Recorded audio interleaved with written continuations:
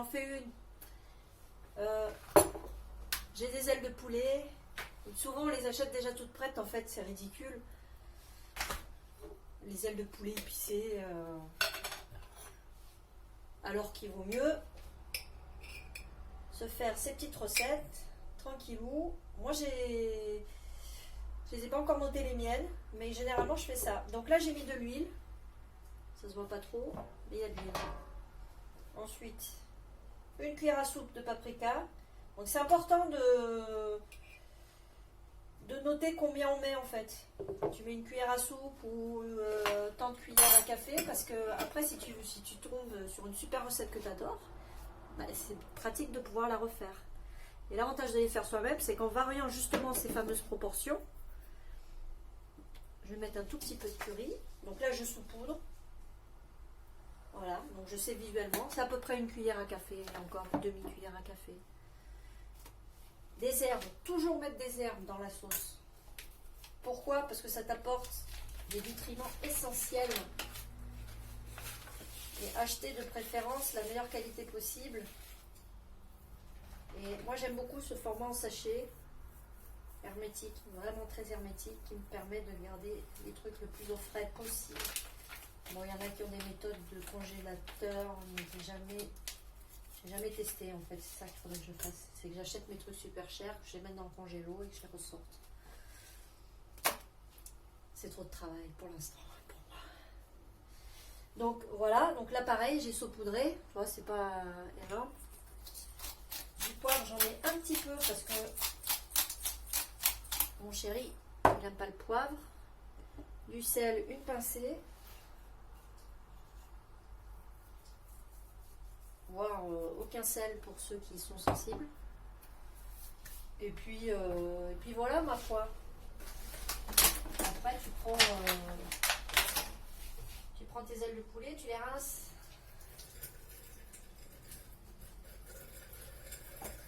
Ouais, c'est propre ici. Donc moi je les pose là parce que de toute façon je passe mon temps à nettoyer cette...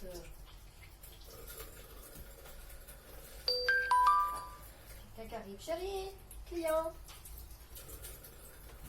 Voilà, donc tu les rinces et tu les fais, voilà, tu les passes. Si tu n'as pas envie de te laver les mains, de te salir les mains, ça marche très bien avec les doubles fourchettes. Moi je suis très double fourchette pour plein de choses parce que j'en ai marre de me laver les mains pour du gras, surtout le gras du poulet. Voilà.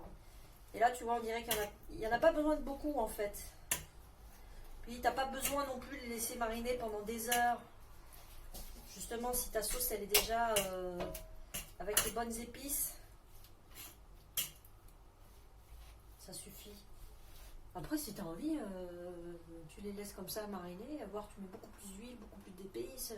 Tu les fais baigner la veille, si tu as envie. Et après, tu mets ça au four. Tu as laissé tourner, tu as bien fait. Je vais rajouter de l'oignon. Donc là, j'ai coupé en deux, mais c'est trop gros. Donc je vais couper encore en deux, mais du coup, c'est trop petit. Donc en fait, je vais couper en tiers. Voilà. Bon, c'est un tiers un peu raté. Je vais les mettre sur le côté en fait. Je pense que c'est meilleur. Parce que si je les mets trop sur la partie sensible,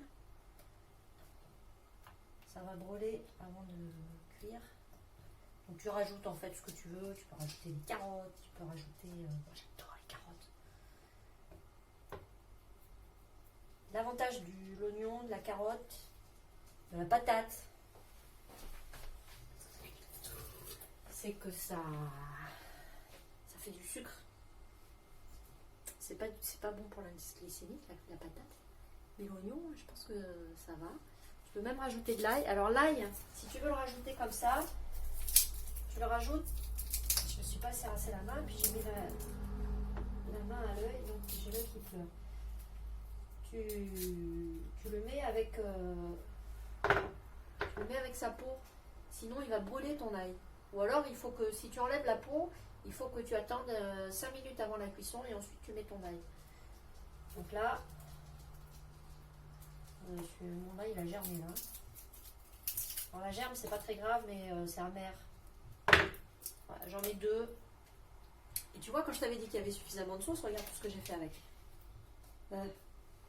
J'ai dit à mon mari, achète du poulet, il y en a pour 4 personnes. En plus, c'est même pas du poulet fermier. Voilà, bon appétit!